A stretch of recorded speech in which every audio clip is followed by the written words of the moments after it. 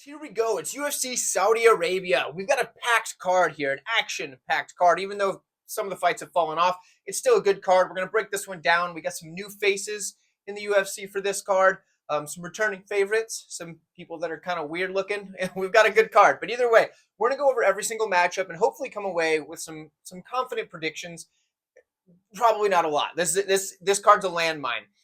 This card is just one big landmine, to be honest. It's every single fight is close or has something around it that kind of makes you, go the other way. There's not just an obvious like, oh yeah, guaranteed this one. Like last week prior to it getting taken away, it was the Ikram Aliskerov fight when he was fighting that Tricoli guy. Everybody was like, yeah, I mean, Ikram's the guarantee of the card for sure. There's not any real fight like that on this card. Every single fight is a very good fight.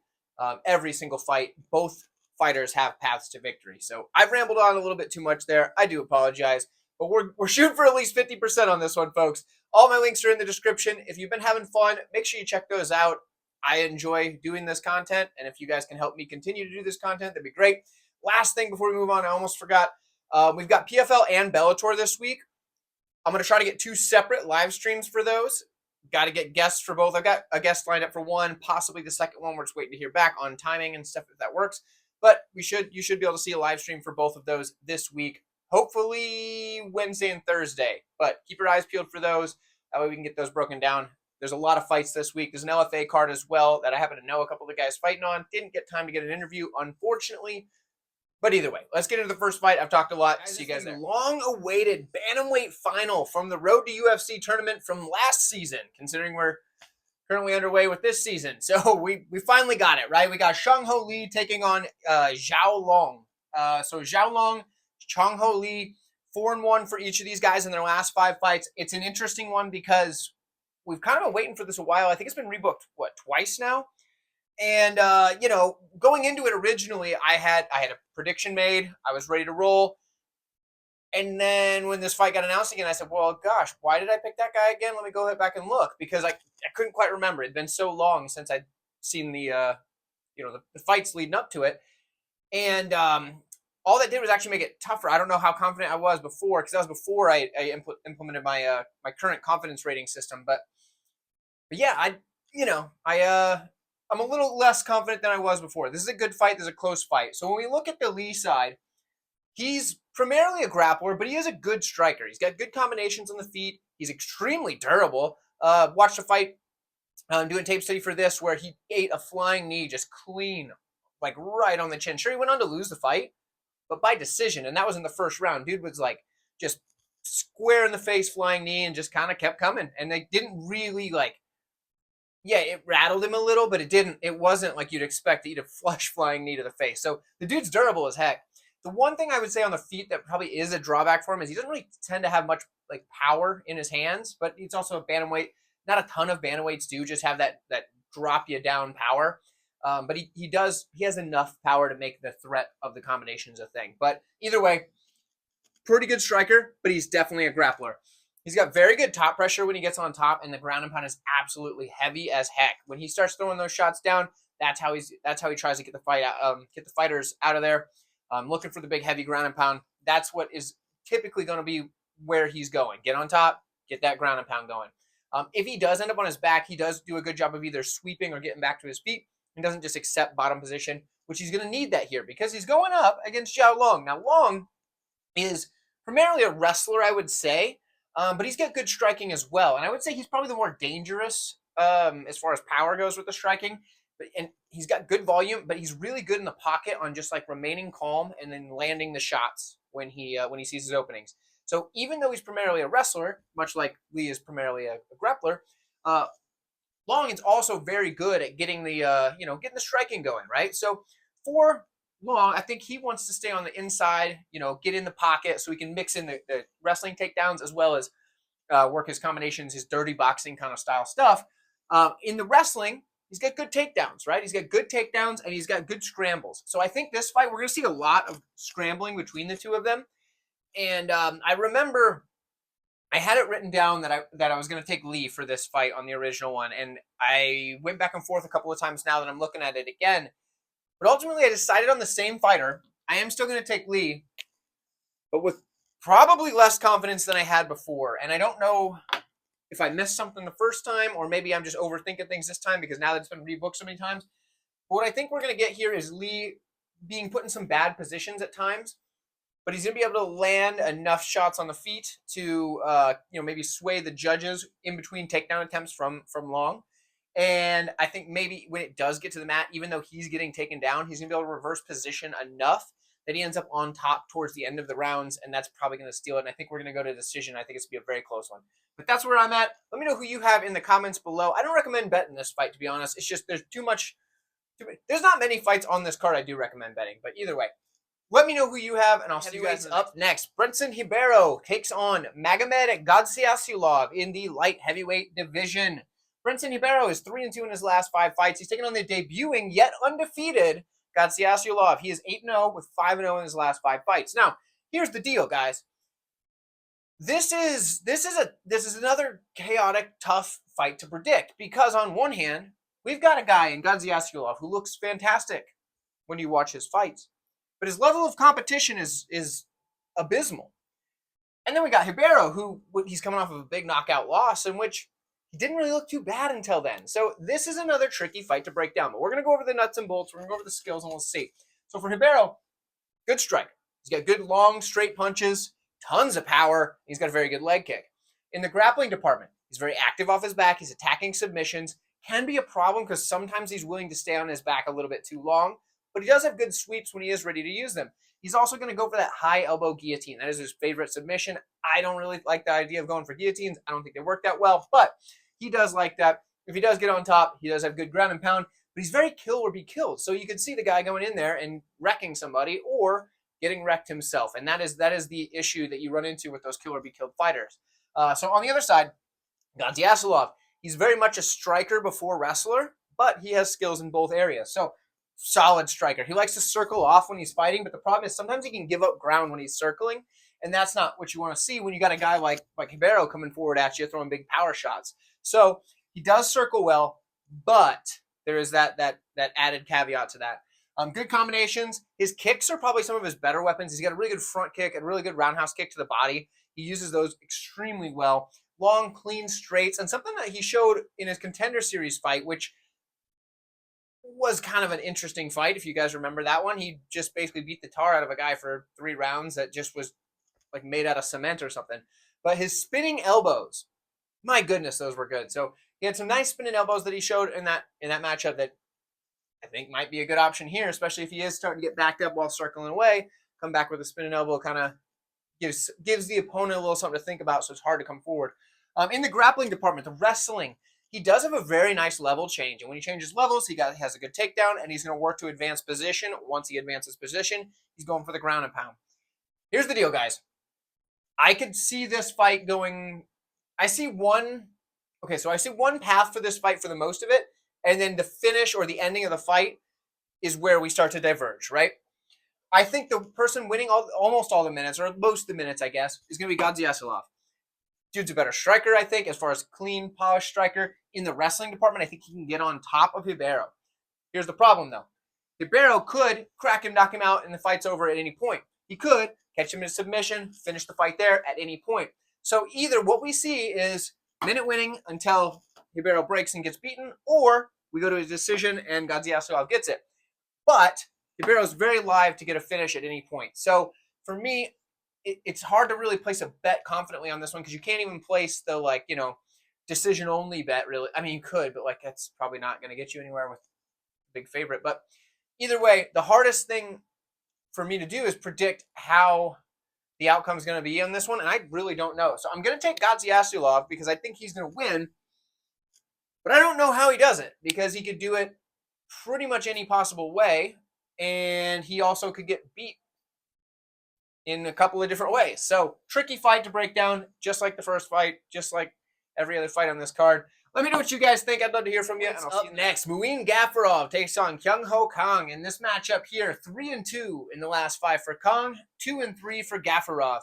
Good fight, fun fight, competitive fight, and a very close one by my estimations, as well as what the odds suggest. So we'll start on the Kang side. The dude's a good striker, but he's best at range. He has a good rangy 1-2, and he can counter-strike as guys try to close that distance on him, and that's what he's going to do best. His volume is just so hit or miss, though, because it kind of depends on what kind of opponent he's going against as to whether or not he's going to have good volume or just kind of sit there and wait and watch. In this matchup, I see him having pretty good volume, but it's hard to really say because it kind of really depends on what Gafurov's doing. Kang is very durable. He has eaten some clean, powerful shots and been able to go through them. So I do think that's going to help him out in this matchup because he's going against a powerful opponent in Gafurov, which we'll cover in a moment. Kang's got good wrestling as well. He's got good takedowns, good top pressure. He's very creative with his submission attempts. He'll go for things that aren't really the traditional MMA style submissions that you see. He does work for some more unorthodox stuff. He works back to his feet when he's taken down, and I think he's going to need to do that here. Now on the other side, Gafurov, decent striker. He's got plenty of power, and he does have that kind of those really good kicks at range, right? He's got that kind of like Taekwondo style where he can throw those like really long, like high chamber and then rotate the hip style roundhouse kicks. He does those very well. But the problem is he loops his shots with his hands. He's got these big, just looping wild overhands and stuff, and that's fine, but it leaves him open for counters. And if you're going against a guy like Kang, who is a very good counter striker, I think that could be a problem for him. But if he gets to fight to the mat, he is a good wrestler, and he does like to take the back. And the back taking is probably what he's going to need to do to win this fight. I don't think he will, though. I'm taking Kang to win this fight. Another one. This is a really close fight. So let me know what you guys think. Any of these fights on this card, I might be able to be swayed. So let me know. Give me some feedback, and I'd love to have that discussion in the comments. I'll see you guys up next. Rinat Fakhretdinov takes on Nicolas Dalby. Dalby 4-1 in his last 5 fights, 4-0 and a draw for Fakhretdinov. Dude lucked out that the ref didn't stop that fight. Probably could have been 4-1 if we had a ref with a little bit quicker of a trigger. Did nearly lose his last fight. But either way, he made it through, got the draw, and he's here. So 4-0-1, 4-1. Last 5 look pretty good for both of these guys. Dalby, kind of sneaky with this guy. He's just kind of been silently getting wins. And dude's 23-4, and then I guess a draw in his career. And you're like, Dalby, like I didn't think that guy was that good at anything. I think he was just pretty like mid-tier. But when you look at the dude, he's just strung together a great career. He's not really excellent anywhere, but he's pretty good everywhere. And that's what Dalby gets by on, right? He's a decent striker with good volume, durability, pressure. He's a decent wrestler with a good cage push, decent takedowns, but the pace and the cardio. These things right here are why Dalby wins fights. He can break guys, and he can just keep coming. And he's durable, so that adds to it as well. But the dude just keeps on coming, and these guys, they just, for whatever reason, they make one mistake, and next thing you know, Dalby takes over. And he does this to a lot of fighters, and he's done that throughout most of his career, and that's how he's somehow amassed a 23-4 record when we all kind of just thought like, Dalby, he's all right. It's a pretty gosh darn good record. Now, on the other side, Fakhretdinov, 22-2 and a draw. So, also, darn good record. However, we expected that out of him. We saw that. Everybody's like, he's this big hype prospect. These records are not that far off. So, it's just kind of an interesting thing to look at, right? Fakhretdinov, he's solid wrestler. That's what he's best at. Yes, he does put his head in the wrong position when he does takedowns. He just kind of shoots with his head like that, and I think it's horrible. And yes, he could get caught in some sort of choke. Then again, I mean, it's worked for him thus far, so keep on doing it. He does have good takedown volume, and he continues to go with those. And then when he fails a takedown, he's very good at reaping the leg to pull them to the mat after the initial failed takedown.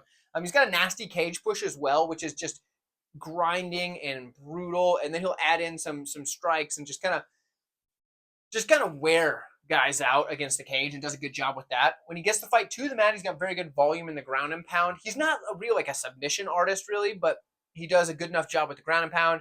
I'm sure if you just give him a submission, he'll take it. But the guy's more going to get on top, control, and then pound away when he gets the moment. Now, on the feet, his striking is very unpolished, but the wrestling threat opens it up, and he does have some pretty good raw power. This fight is super tricky.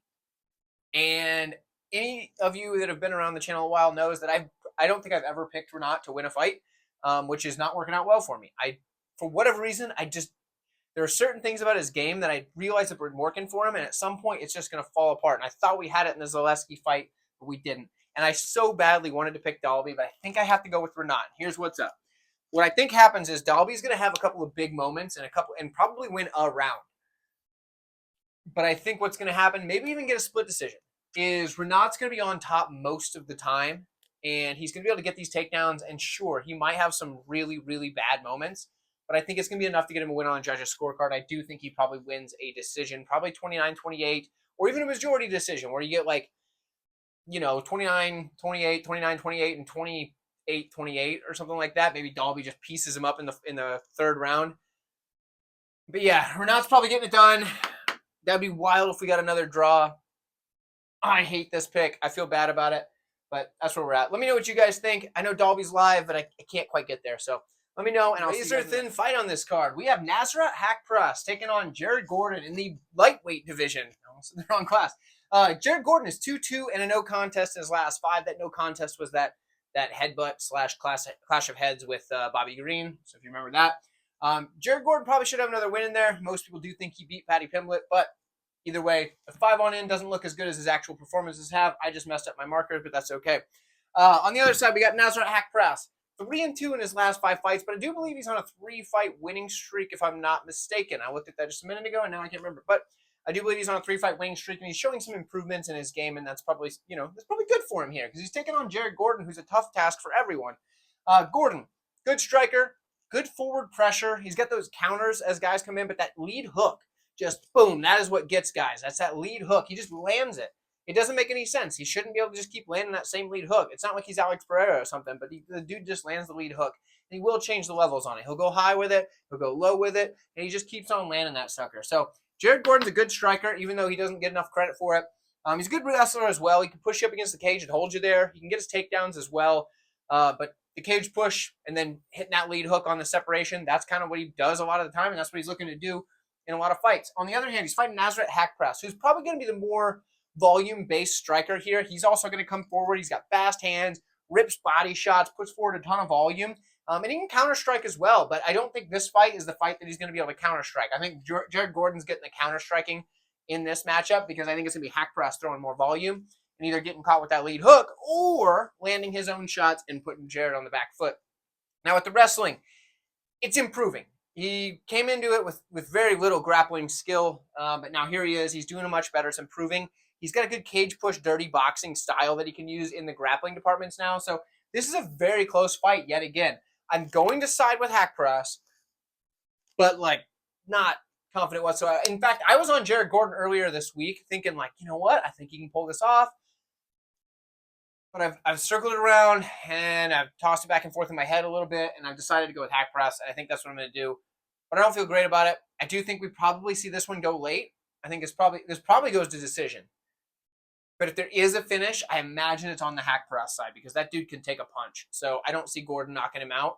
So I'm going to say Haqprast because I think he has the finishing upside, and I think in a decision it's going to be close, and I think he can probably get it done there as well. So let me know what you think. I love hearing from you guys. Got middleweights. Shara Magomedov takes on the newcomer, Jailton Lutterbach. Lutterbach is 4-1 in his last 5 fights.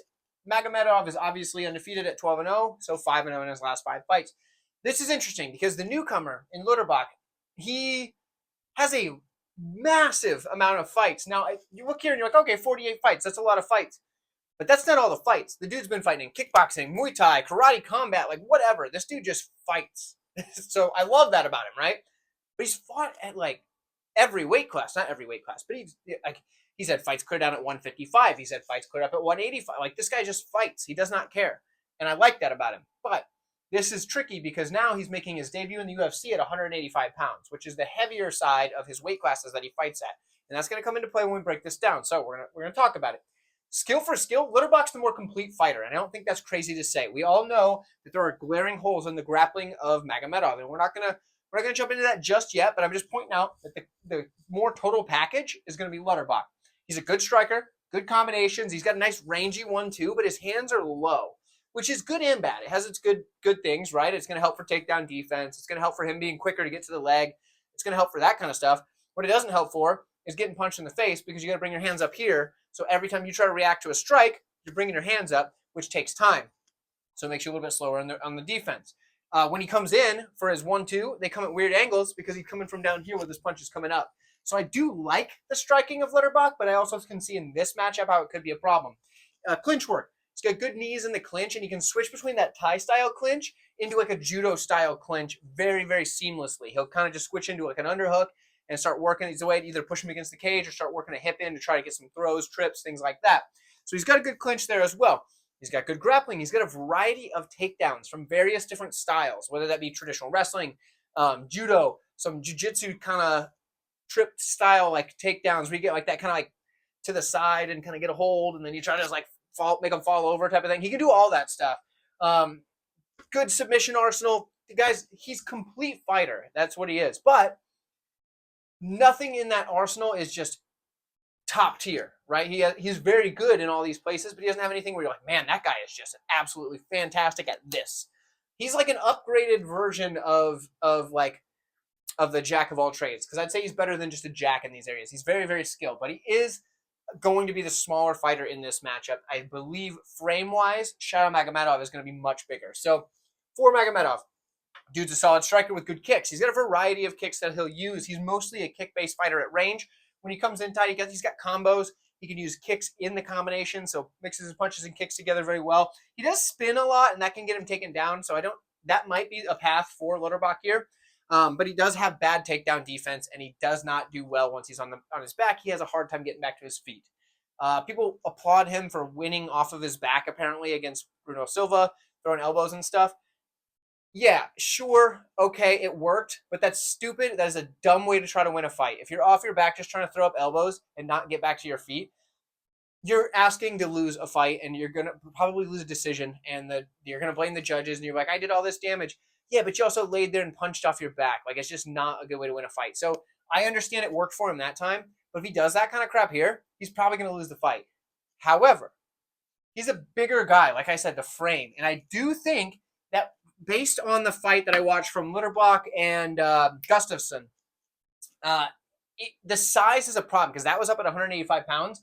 And Lutterbach he would get the clinch up against the cage, and he just could not get this guy down to the ground and keep him there consistently.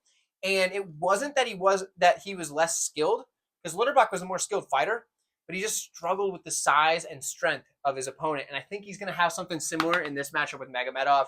And as much as I hate to pick Magomedov, I think he's going to be able to catch him coming in with his hands low. He's going to catch Lutterbach coming in with his hands low, trying to throw his 1-2, and he's going to get caught. He's going to get dropped. He's going to get wobbled, and he may survive the rounds, and he might make it to the end to the final bell. But the bigger moments are going to be on the Magomedov side. I think he's going to look better at the end of the fight, even if he does get taken down a few times. I think he's going to have less visible damage, and I think he's probably going to get the nod. I do think it goes to decision, but I could also see a knockout. I think Magomedov gets it done, unfortunately. Another fighter I'm just not a big fan of. Probably just because he's like beating up dudes at shopping malls for no reason, but whatever. I don't know. Kind of a strange flex to, he got taken down in that video, which is also not a good sign. Some random dude in a shopping mall. But Lutterbach's skilled. I just don't think this is the matchup for him at 185 pounds. I would like him better at 170. I mean, this dude's fought all the way down at 155 and had a close split decision with Click Collard. That's a heck of a fight, but that's down at 155. 155ers aren't fighting 185ers and winning typically. It's just the size, because when skills are close, size matters a lot. So let me know what you guys have.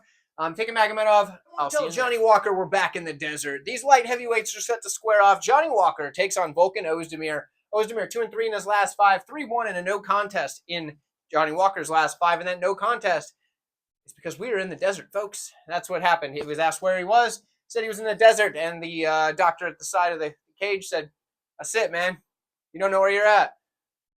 How wrong was Johnny Walker? Let me know in the comments how wrong Johnny Walker was, or if he was right. Was Johnny Walker accurate in his assessment? In this one here, Volkan Oezdemir, he's going to be the shorter fighter. He's 6'2" with a 75-inch reach, which isn't really small, but 6'6", 82-inch reach for Johnny Walker is going to give him the advantage there. Now for Oezdemir, he's a solid striker and uses his jab as a rangefinder. I don't know how well that's going to work here, because you can't really use your jab as a rangefinder when the other guy has such a big height and reach advantage on you. Your jab really isn't going to find that range super well unless you're already in range of your opponent and getting pieced up. So I don't know. He's gonna have to alter this some. But he does have good power, very solid leg kick, which that could be a good rangefinder for him if he does it right and keeps his hands up while he does it. Powerful head kick. I don't know that he's kicking 6'6", so that might be another loss. You might just have to X out a couple of these things, because I just don't think he can do them to someone with the frame of Johnny Walker. So that could be a problem. Good lead hook. He's a bit of a headhunter, and he can be hesitant at times. But Dude hits pretty hard. He's got pretty good grappling. His overhand sets up his takedown attempts, and he has heavy ground and pound. If he goes to this, he should win. If he tries to do this, he should lose. It's pretty much as simple as that from what I can tell.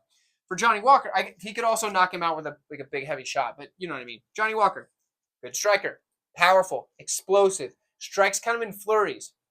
You see some fights where he just sits there and sits behind a jab. Yeah, Johnny Walker's an anomaly, right? You don't really know what to expect from this guy. He's a very unconventional fighter. But his volume can be totally inconsistent, and he's also just not durable. So that's a problem for Johnny Walker.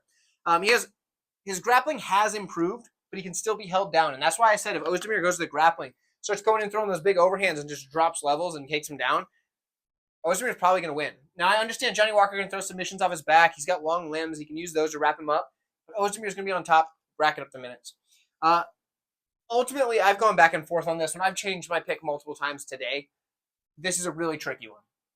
It depends on the game plan of Oezdemir more than it does Johnny Walker. I'm going to take Oezdemir. I'm going to trust that he's got the right game plan going into this one, but I don't feel good about it. I could definitely see this one biting me. So let me know what you think. Newcomer here, Felipe Lima steps in to take on Magomed Naimov in the featherweight division. Now for Lima, this is his debut in the UFC. He is typically a bantamweight, so that is something to keep in mind, that he is not typically a featherweight. Regularly, you're going to see this guy at bantamweight. He's lost his first MMA fight, his first professional fight, and then he's gone on a 12-0 run since then. He's 5-0 in his last 5 fights. The guys look very impressive, fighting for high-level organizations outside of the UFC. Magomed Naimov, 11-2 record, so very, very similar record. 5-0 in his last 5 fights. This is a close competitive matchup when you look just records, but the size is an issue for Lima there. He is typically a bantamweight, like I said, but he is taking this fight relatively short notice, stepping in. Actually, it's pretty short notice, actually. It's like a week or less, give or take. But either way, so Lima stepping in, doing what he's got to do to get that UFC shot. In fact, he was the champion over an Octagon prior to this, and I believe they actually released him out of his exclusive contract to give him this opportunity, which is fantastic. If that's how I understand it, which is good on them. Like, seriously, a round of applause for Octagon, because they didn't have to do that if that is exactly what happened. Because, I mean, that contract is there for a reason, but I'm sure the UFC was like, look, if we just slip you a little something here, can you do that? Either way, Lima's in the UFC, and that's what matters. He's a very talented fighter. He's taken this fight up a weight class, and that's tricky. So for Lima, solid grappler. This dude's grappling is very good. Now, he can end up on the bottom. His takedown defense is like, it's all right. But when he gets on top, this guy, he does a really good job of smooth transitions while he's advancing position, takes the back. He'll also do that thing where he does the leg lace, where he like wraps up the legs and kind of starts landing some ground and pound from there. He can be swept at times, but he typically is able to get right back on top and regain position with a sweep of his own.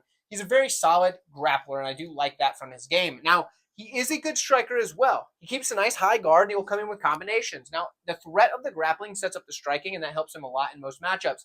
I do think he's going to be able to push a pace in this fight, and he isn't really having to cut a whole lot of weight, obviously, because he's fighting at 145. So I do think that's going to help him here. I don't think this is that Lima's the type of guy that's going to be out of shape coming into this thing. So I do think Lima has a couple of advantages in that aspect, but the disadvantage is going to be the size. And in a grappling-heavy contest, I think size is a big deal, because Magomed Naimov, this dude can also grapple. He's a very good wrestler. He's got good takedowns, very good top pressure, but his takedown defense is also lacking. So both of these guys kind of lack in the defense in their takedowns, but both offensively can do well. So whoever gets the first takedown is going to be able to, probably start dictating that, and they're going to help a lot for that person. He's got good striking as well, plenty of power, kind of like a taekwondo style as well. So he's got those kicks at range, the high chambered kicks, things like that. Does a good job with that. But he's a very dirty fighter. Dude will just straight up cheat to win. We saw it in the Nathaniel Wood fight, and that's actually usually a good thing, unless you start getting points taken. Then it becomes a bad thing. I'm going to take a big upset here. Let's go Lima. I understand the odds have come in quite a bit on him, but he opened at like +2 something. Rightfully so. The dude's coming up a weight class. I get it. This guy's good, and I think that if he just gets his game plan going the right way, I think he can have a lot of success here, and that's why I'm going with him. Let me know what you guys think. And we've got Kelvin Gastelum taking on Daniel Rodriguez in the welterweight division. Daniel Rodriguez 3-2 in his last 5 fights. We've got 2-3 on the Gastelum side. So this one here, it's an interesting fight that I think we're going to get a greasy decision in. So just keep that in mind when I'm breaking this down. Daniel Rodriguez, he's a good striker. He's got solid jab, good movement on the feet. And he just kind of sticks to the basics, but does them very well. It's mostly boxing style. He does throw a kick here and there, but he's mostly using his boxing.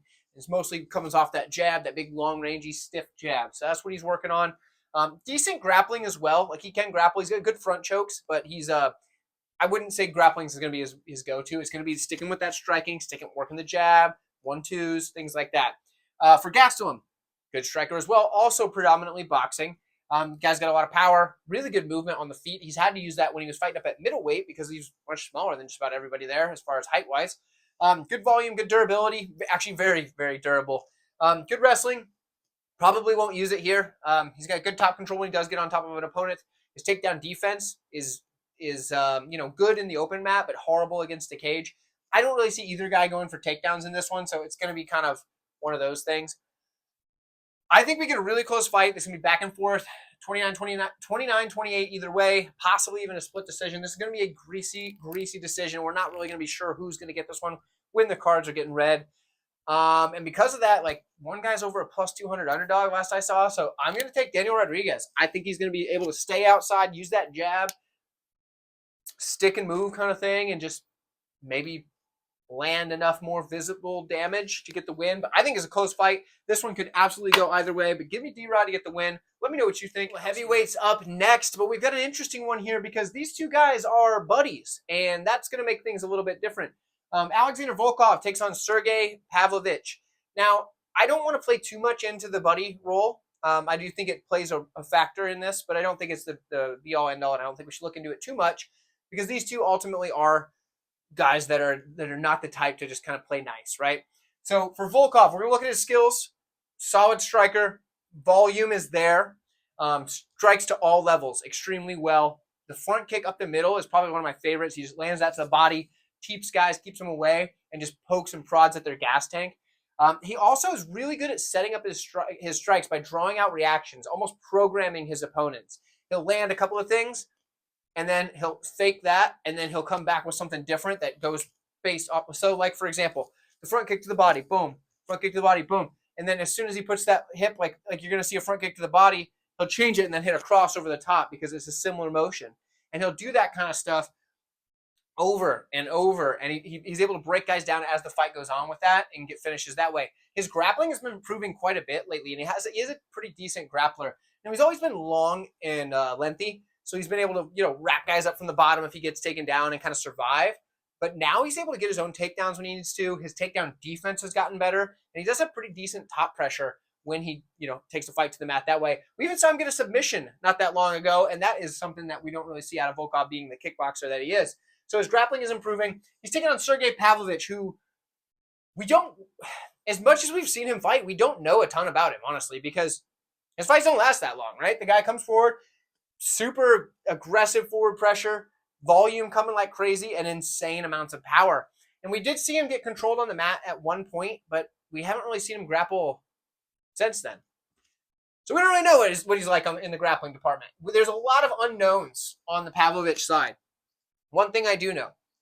What I do know is that these guys have trained together before, and I do know that these guys kind of know how... These guys know who is better in the gym. That doesn't always translate to who's better in the cage. A style like Pavlovich is probably really hard to use in the gym because his style is bull in the china shop kind of thing, go in there, swing bombs. You're not doing that with your training partners because if you knock out your training partners, you don't have a training partner the rest of the week because he's unconscious and has to recover. On the other hand, Volkov's style is something you can do great in the gym, pick guys apart, teep to the body, mix up the strikes at different levels, good combinations, things like that. So there is that. But at the same time, Volkov also knows the weaknesses of Pavlovich, and Pavlovich knows the weaknesses of Volkov. Volkov's durable as heck. He's been knocked out twice in his career. Once by Derek Lewis, once back in, the early 20-teens over in Bellator. I think it was before he became champion over in Bellator, but I see a lot of red flags on the Pavlovich side in this matchup based on the fact that these two know each other's game pretty well, and I think Volkov's going to know how he can get this fight to the mat. I think he's going to be able to implement a grappling base game plan and probably win a decision that way. I'm going to take Volkov to get that done. There is a way you can play both fighters in this matchup, and I do like that. So That's on Patreon. Patreon.com/130MMA if you want to check that out. It's not the sneakiest play in the world. It's pretty obvious if you just look into it. So don't feel like you have to go there to see it. But if you want to support the channel, get access to my picks with confidence, my notes, written out all of my notes, not just the stuff that you see on the board, as well as my bets, things like that. Yeah, that's over there. So Patreon parlay. I got a pretty sick parlay. We've hit it a couple of times, like the last 2 out of 3 weeks. It's a ridiculous parlay. We've hit 2 out of the last 3, which is pretty nice. But either way, enough plug-in nice stuff. You know where my links are. They're down below. Like this video while you're down there, and go ahead and see me in the... Here we are in the main event of the evening. And if you've been having a good time on this journey thus far, maybe you found this useful, show your support. Click that like button for me. It does help the channel quite a bit. I understand if you're watching this on like a TV or something like that, it's a real pain in the butt. But if you did it, I would really appreciate it. And it doesn't really cost you anything other than that little bit of a nuisance. You don't even have to get off the couch. So, give me that solid, would you? And I appreciate you guys doing that. So we're going to break down this main event. We've had a good time getting here. Maybe we didn't. Maybe you're just sitting there mad the whole time. That's okay too. We need you watching as well. So I appreciate that as well. In fact, I probably get more watch time out of you angry folks because you're just sitting there just mad and watching, and you just keep on doing it. The people that are having a good time, sometimes they'll watch in like double speed, triple speed. I don't know how they do that because I talk too fast, but whatever. If you're just sitting there mad, there you go. He's mad and watching the whole darn video. So I appreciate you guys just as much. Let's break down this main event, this replacement fight. It was originally Khamzat Chimaev. You guys know that. Ikram Aliskerov was supposed to fight last week. Now he steps in here. He's over in in the United States, over in Vegas, going to fight last weekend. Now all the way over to Saudi Arabia this week for this fight. It's a big change. That could play a role. It's a middleweight fight that really has a lot of title implications, but doesn't. You know what I mean? Because the title, there's a lot of contenders at the top of the division in middleweight right now, and after that, it's just wide open. But there's a lot of people that have their claim to a title shot and just aren't getting it. Strickland being the obvious one because they announced the Adesanya Duplessis fight, whereas Strickland probably deserves the shot. We get it. I mean, whatever. But dude could get passed up at any moment. Like say the previous matchup with Khamzat, people were saying that Khamzat was told if he won, he would get a title shot, thus skipping the line. You know what I mean? So it's something like that where there's a lot of contenders right at the top, and then there's everybody else, and they're all trying to like make their case. If Ikram comes in here on short notice and gets a big upset win over Robert Whittaker, is that enough to make him leapfrog? I don't know because Robert Whittaker, although he only loses to the best of the best, there are some concerns around him right now because of his durability, things like that. I don't know for sure if the UFC takes that into account, but either way, let's actually break down the nuts and bolts, shall we?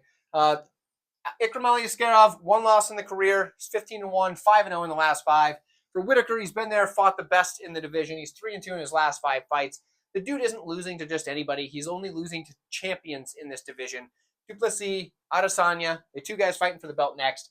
Either way, with this one, we're going to start with Aliskerov. The guy's a solid wrestler. Very, very good takedowns. Like, this guy's got excellent takedowns and excellent top pressure. I do think this is going to be something that he's going to want to make in his path to victory. If he can get on top, he's got very good ground and pound, and he's got a good Kimura as well. As far as submission attempts go, that's what he goes for. It's one of my favorites as well, so I do appreciate a fellow Kimura guy. Takedown defense is there. Now, Whittaker doesn't go for a ton of takedowns, but he does have them. I don't think that this is the fight where he's going to be going for takedowns. I included that anyway. Whatever.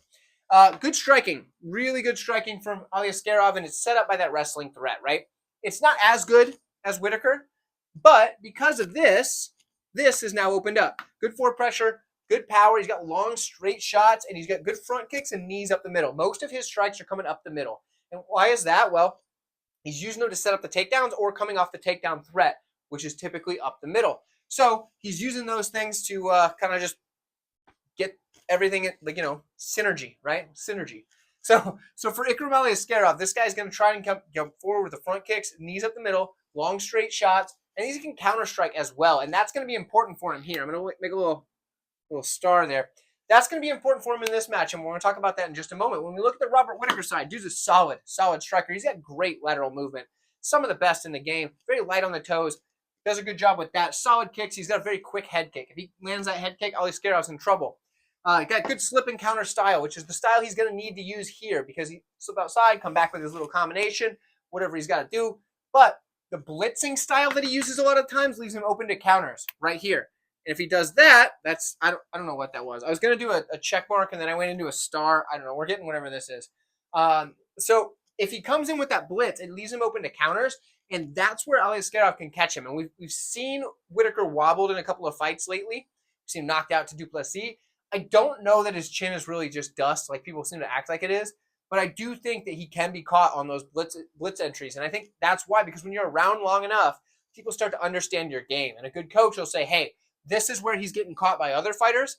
This is where we're going to catch him. And I can see Aliskerov being able to get that and land something on Whittaker there. Maybe he follows up with a takedown. Maybe he goes for the knockout.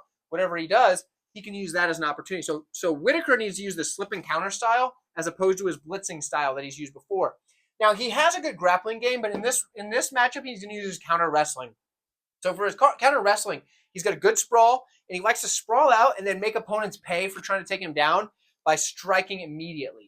After that, he's very hard to control on the mat if he does get taken down. Whittaker doesn't just accept bottom position and allow someone to control him. So he does a very good job with using his wrestling defensively, and that's what he's going to need to do here. However, the wrestling is tough to counter from Aliskerov because this guy is very, very good at just using his positional ability to control and then pounding away with the ground and pound. I've gone back and forth on this one because honestly, Whittaker is the far better fighter. He, like, skill for skill, like this guy has every skill you can imagine. But we haven't seen everything from Aliskerov. So maybe just because on paper, going with the Anthony Smith reference here, on paper, Robert Whittaker should win this fight no problem. We haven't seen everything out of Aliskerov. He's been finishing guys pretty easy, at least lately. He hasn't had to really go to his wrestling in his recent fights, but we know that he's got really good wrestling. We know he has that in his back pocket. How much of a factor is it that he's going to fly all the way to Saudi Arabia and get ready for this fight in less than a week? Is that a big factor? I imagine he left for Saudi Arabia immediately when he found out that he was fighting, which was what, like Friday or Saturday of last week? I don't know. It's tough. I'm going to take the underdog in Aliskerov. I don't know how good I feel about it, but I'm taking it. Make sure you check out all the live streams we're doing this week. I've got Pick'em MMA doing my live streams. That's what we ended up deciding for. We're gonna hit them back to back. We got PFL and Bellator, the PFLator as they say. We're gonna hit both of those back to back. We're gonna do that Wednesday night. So if you're seeing this before Wednesday, there you go. If it's after Wednesday, you maybe want to go check that out. So we're gonna knock that out. You're gonna love it. You're gonna have a good time. Make sure that you tune into the live streams. Make sure you like this video on your way out. Thank you so much for watching, and I'll see you guys in the next one.